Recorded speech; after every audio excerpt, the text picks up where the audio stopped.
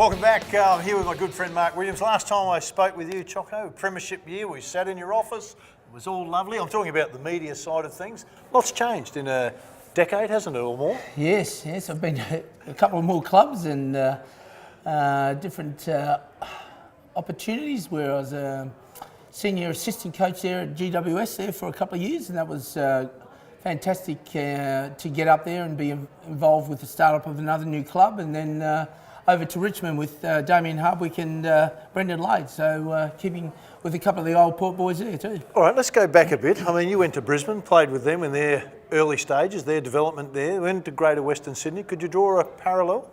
Very much so. I suppose I went to Port when it first started as well, but Port obviously had great infrastructure around it, and being in a state where football was number one, it was a lot easier. The other two places, you basically had to set up from scratch, and you had to try and help and give your experience to all the people around the place that haven't been involved in major AFL teams. Your sister's just launched a book called Think, Prepare, Play Like a Champion. Mm-hmm. What would most people, if they open up the book, what would be something you thought, you walk into a bookstore, you buy a book, you look at the first couple of pages to decide whether you're going to buy it or not. Would there be something in there in those first couple of pages that would grab them? Yeah, I think the number one thing is that it gives people practical solutions to their problems, if you like. If you want to improve, here's an idea, try this, and it's nothing boring. So it's nothing to do with the traditional, go and read this book, or there's a lot of variety in there. So that players of today want to watch YouTube clips, or they want to be inspired by some music or video, and it's got all those examples in there, so that it's more like a workbook for dummies, if you like, as far as understanding sports psychology. All right, let's talk a little bit about yourself. You said time finished at Port Adelaide, Greater Western Sydney. You went with Kevin Sheedy. Now, Sheeds is seen as the innovative ideas man. You're along those lines yourself. You've made a lot of innovative things into footy. How did you find your time with Sheeds, Greater Western Sydney? The best thing at Greater Western Sydney is Sheeds, and I work really well together. He had a major focus from the club to try and develop the membership and the supporter base and the sponsorship base, and I was fully focused on probably the best 20 young kids in Australia were playing up there, and trying to learn the game plan and professional football, and how hard it is, and work ethic and all those sort of things. So mostly I took training and took the pre-game and post-game reviews, and did all the normal things that a senior coach would do, but on match day she's ran the show, and then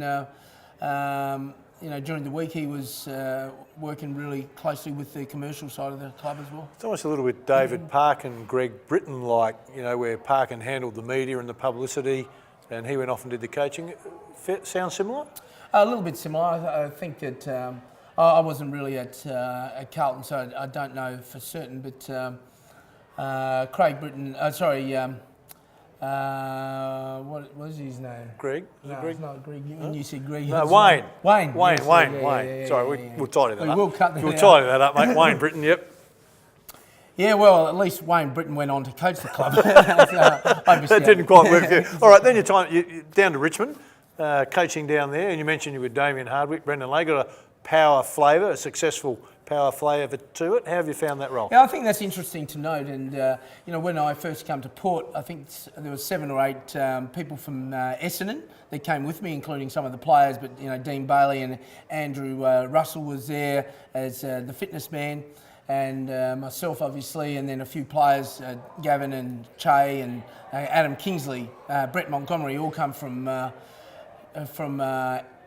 Essendon to Port, and so I think when you get successful people come into your organisation, you can shortcut your development, and certainly Richmond have got quite a few from Port, including Blair Hartley, the recruiting man, and a couple of others, and then a couple of players, Matt Thomas and Troy Chaplin obviously came as well. And I look at Hawthorn, and it hasn't really been noted, but Hawthorn have probably got, I don't know, 6 or 7 or 8 Yep. from Port Adelaide, including their head of IT, and Jeff Morris is still there doing recruiting, but he was development and the head of development. Chris Pelkin went there as head of football, and obviously Alistair and Dewey was there, and Fitness guy? Yeah, and Andrew Russell's still Yep. there and done a wonderful job. So, Hawthorn, starting from a low base, they grabbed a whole lot of people. Alistair grabbed people he could trust and didn't have to show them too much. So away we go, and it's been a great foundation for them. Seems to be a huge emphasis on the fitness guys. You talked about Andy Russell there, and obviously over here they talk about the fitness guys. They seem to have having a bigger focus on that than the skills almost. Have we slipped away a little bit? Have we gone too far one way? I think certainly in Richmond there's a happy medium. The coaches have a fair say, but we still listen to the fitness man. And with Jenny and her book, which I'm just going to reach for and put on here now, as much as we do prepare the players with their GPS understanding and recovery and cool downs and all that sort of stuff, if we can prepare their minds and their understanding of what they do and how they feel prior to a game and how they handle big situations, and I think we're going to get a bigger result there. So we've gone a long way down the path of sports science. I think there's a lot further to go in psychology and understanding it, and it has to be meaningful for players to understand it. All right, you had success with Power. If you came in now and took a head coaching role, if one was offered to you, Yeah. would you change much? Has much changed through that period? Oh yeah, the game style has definitely changed a lot. I think there's more coaches now. You need to be a huge manager of people. We have a lot of coaching meetings now so that we're well prepared for when we get to the players and we don't have to spend too much time with them. But I think the way players learn, you need to have a lot of variety in it, and you need to be on your toes as far as making sure that you're catering for the different ways that people learn and make it interesting. And I think if there's a fun element to your football club, you're going to get a great result. All right, you had some health issues last year. Thank goodness we're over those now and Yes. over the hump. Trying to fit in training with treatment, recovery, how did you find that process? I think it was brilliant with the club. Richmond gave me some time off, so blood tests in the morning, probably before 8:30, and then in the afternoon after 3:30, I'd go to get treatment at Peter Mac Centre, and they really looked after me there. And then I think having the time and being able to stay at the club and go to all the games and that, I think that was really good for my recovery as well, because I keep my mind on other things rather than just worried about myself. Oh, mate, rather than worry about yourself. Gee, that's hard to believe. Always been an intense character, always seeking knowledge. Did the illness change you? Has it changed you in any way? Changed your outlook on anything? Look, when you first get diagnosed, you probably think of the end point quickly. It's not that good. Not a good thought. I know you rang up for a couple of my shoes. You wanted to. And your bike. Exactly. Right. But as you go through the treatment and you get confident that there's going to be a successful outcome, you probably don't. But I think special people around you, the family and your friends, you do appreciate their love and support. And I got fantastic support from everyone when they heard that I had that diagnosis. All right, now lost your sense of taste for a while. Yeah. So Pauline's cooking was a whole lot better at that time? Basically, it was boring. Was it? So it didn't matter what they come up with or what Pauline come up with. It was very bland and almost like, nah, that's no good, that's no good. So I reckon I was just, for that brief period of time, a pain in the bum to live with. Just that brief Yeah, moment, just- you reckon you were a yeah. pain. Well, we'll talk to Pauline about that. Just one more question on that, then we'll move on from it. Telling the kids, how difficult, because you're dealing with the emotion of facing it yourself, now you've got to sit down and talk to the family. How difficult is that? Make them understand? A huge age variety in the kids. The older ones understood the enormity of it, and the younger ones, it was nothing. And so once I told them, they accepted it in different ways. Some wanted to know more information. Some just said, "Oh, okay," and it was like it was too much for them. They didn't want to know too much more about it, and so we basically just marched on without worrying them too much. If you go from one family to the footy family, now you're trying to keep, it's a fairly private matter, but you've got to tell people at the footy club.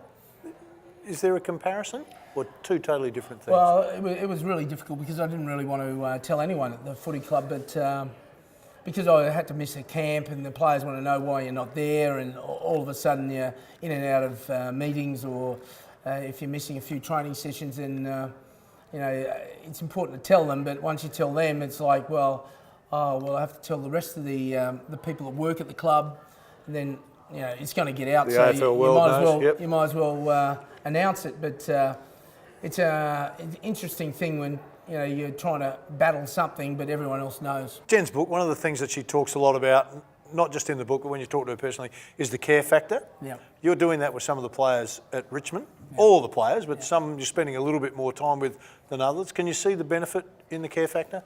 There's no doubt about it that if you try and treat everyone the same, you're going to get a bland, boring club. If you show interest in them, and we have probably 10 coaches, and everyone probably connects better with some and not with others. And if we can match the right players with the right coaches, you're going to get a great team. And we really feel like Richmond's on the way up.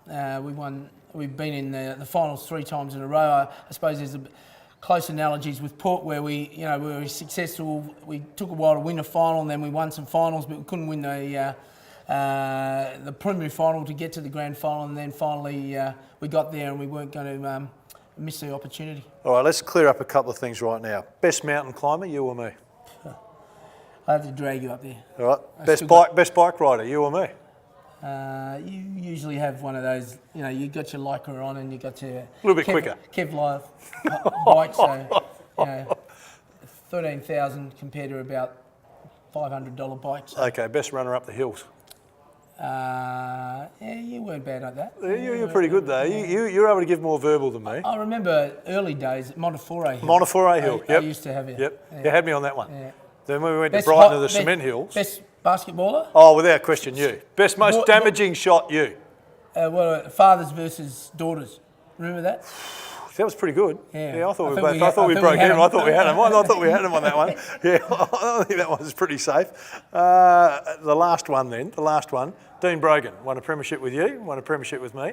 Who's the better coach? You or me? Well, he was a basketballer, wasn't he? All right. He is coaching now, though, and it's interesting to see, heard isn't from it? him And his recently. attitude's He's changed. Into it. He's Yep. into it. So who knows? He's like all the stuff, though. Dean doesn't want to be just an average coach, and he doesn't want to just be an assistant coach all his life. So he's bought the book. Who knows? Very soon it might be head coach Dean Brogan. I don't think Dean could read when I had him. Time for us to go. See you later.